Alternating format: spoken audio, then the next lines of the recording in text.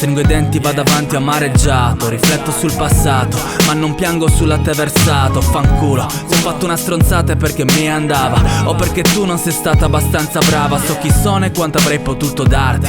Ora sei diventata insipida, un po' come tutti gli altri. Amarti, nah, meglio amarmi. La mia colpa è quella di averti vissuto al buio per anni.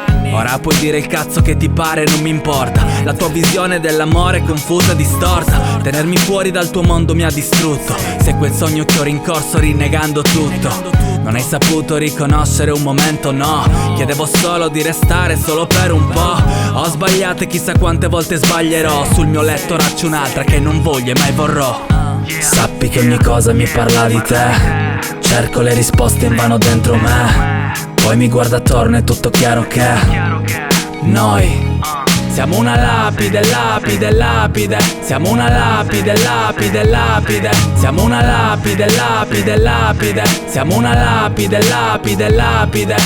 Vivo questo momento come un lutto. Mi guardo allo specchio e mi insulto perché non accetto di aver perso tutto. Troppo sicuro forse, è vero, ma ti aspettavo, lo sapevi, non fingere, sai che c'ero. Sono stato sincero, ti ho tradito. E in quel momento se ho capito quanto un uomo possa fare schifo. Mi hai lasciato solo, è colpa tua, non piangere.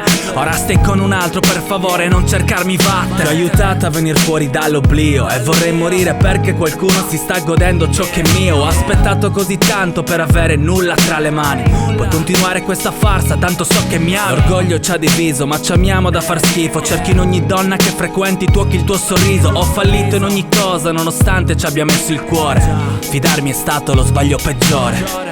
Sappi che ogni cosa mi parla di te. Cerco le risposte invano dentro me. Poi mi guardo attorno, è tutto chiaro che noi siamo una lapide, lapide, lapide. Siamo una lapide, lapide, lapide. Siamo una lapide, lapide, lapide. Siamo una lapide, lapide, lapide.